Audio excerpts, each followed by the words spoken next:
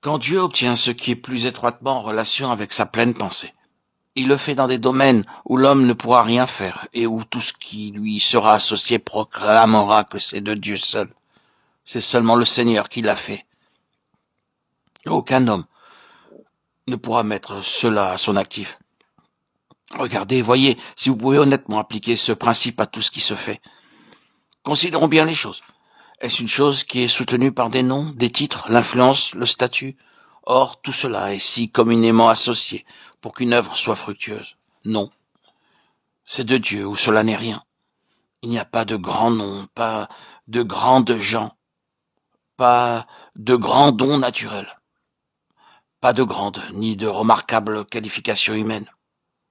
C'est faible, impuissant en lui-même, insensé, souvent devant dire je ne sais pas, tais-toi donc. Retournons auprès du Seigneur. S'il doit y avoir quoi que ce soit, ce doit être par le Seigneur. Si cela n'est pas issu du Seigneur, il n'y aura rien. Vous pouvez seulement l'espérer sur cette base. C'est du Seigneur. Le Seigneur l'a généré. Le Seigneur l'a mis en mouvement. Et le Seigneur le fait. Moi et les enfants que l'Éternel m'a donnés, nous sommes des signes et des prodiges en Israël. Il y a quelque chose à propos de cela qui est inexplicable sur un plan humain. C'est ainsi que cela doit être pour que cette chose se rapproche plus étroitement de Christ. Lisons Jean chapitre 5. Dans ce passage, nous voyons Christ, la pleine incarnation de la pensée divine, dans lequel la perfection de ses conseils éternels est concentrée, et qui doit être l'expression de la pensée de Dieu dans sa perfection. Entendons-le dire en vérité, je vous le dis, le Fils ne peut rien faire de lui-même.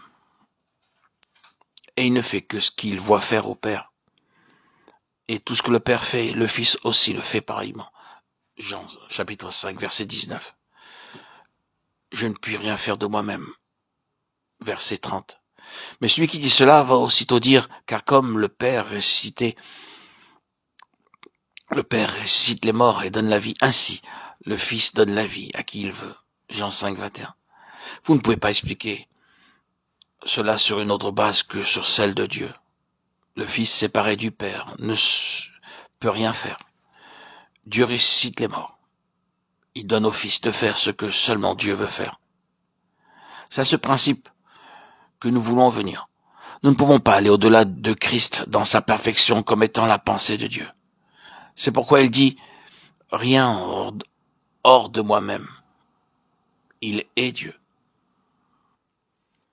Le Fils, comme partie d'un tout indissociable, ne pourrait rien faire séparé du Père.